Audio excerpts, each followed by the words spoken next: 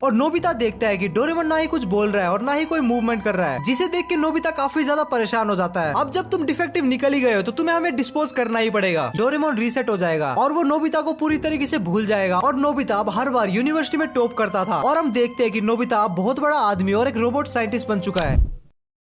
कहानी की शुरुआत होती है 22वीं सेंचुरी में, जहाँ पे गाड़ी, ट्रक, ट्रेन, ठेले सब कुछ एडवांस और हाईटेक हो चुके थे। लोग अपना सारा काम रोबोट से करवा रहे थे। अब लोगों को अपना हाथ इस्तेमाल करने की बिल्कुल भी जरूरत नहीं थी। क्या बात करता है यार? काम करने के लिए हाथ इस्तेमाल करने की जरूरत नहीं थी, ठरकियो।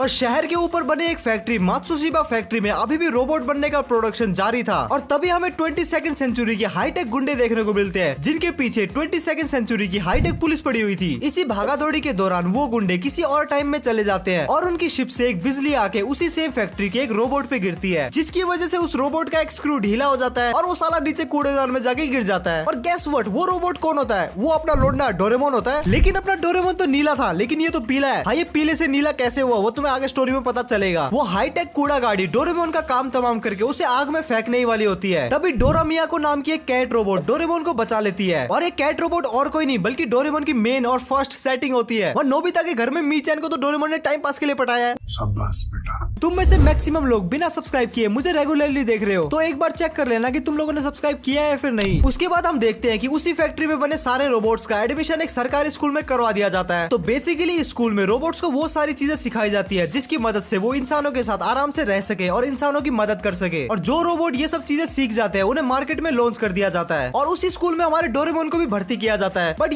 बिजली गिरने की वजह से हमारा डोरेमोन एक डिफेक्टिव माल बन चुका है, तो हमारा डोरेमोन स्कूल में कोई भी चीजें ढंग से नहीं कर पाता। और ये साला नोबिता के सामने ज्ञान चोर। और डोरेमोन 4 डायमेंशन पॉकेट को यूज करने जैसा आसान काम भी नहीं कर पाता था। डोरेमोन की वो हालत देखते हुए वहाँ का प्रिंसिपल, जो कि सारे प्रिंसिपल की तरह टकलाई होता है, वो डोरेमोन को अपने ऑफिस में बुलाता है और डोरेमोन से पूछता है कि तुम्हें भी हमने बाकी रोबोट्स की तरह सेम प्रोसेस के साथ बनाया है, तो तुम डिफेक्टिव कैसे निकल गए? अब जब तुम डिफेक्टिव निकल ही गए हो तो तुम्हें हमें डिस्पोज करना ही पड़ेगा। ये सुन के डोरेमोन की फटके हाथ में आ जाती है और फिर डोरेमोन प्रिंसिपल से अपनी जान की भीख मांगता है। और उसके बाद प्रिंसिपल डोरेमोन को डिफेक्टिव रोबोट्स के स्कूल में भेज देता है। ये भी नॉर्मल स्कूल की तरह ही होता है, लेकिन यहाँ पे सारे डिफेक्टिव माल होते हैं और उन्हें थोड़ी अलग टाइप की ट्रेनिंग देके इंप्रूव करने का ट्राई किया जाता है। और जब अपना लोंडा अपने नए स्कूल में जाता है तब वहाँ पे उसे लड़की नोरामा को मिलती है, जो कि डोरेमोन को देखते उसका पकड़ के झूल काफी खुश हो जाती है। और उसी स्कूल में सुनी और जियान जैसे 2 डिफेक्टिव रोबोट भी होते हैं, जो कि डोरेमोन को देखते उसकी पॉकेट छीनने का ट्राई करते हैं। लेकिन वहाँ पे डोरेमोन की सेटिंग डोरा मियाको आके उसे बचा लेती है। और फिर डोरेमोन को उसके नए स्कूल में नई ट्रेनिंग दी जाती है, जैसे कैलकुलेशन करना, गैजेट यूज करना या फिर बच्चों की केयर करना। और फिर डोरेमोन की ग्रेजुएशन कंप्लीट हो जाती है, जिसमें साला पॉइंटों में पास हुआ था। और फिर ऑक्शन का दिन आता है, जिसके लिए डोरेमोन काफी ज्यादा नर्वस था और नोरा मियाको उसे मोटिवेट करने का ट्राई करती है और उस लड़की की पॉकेट काफी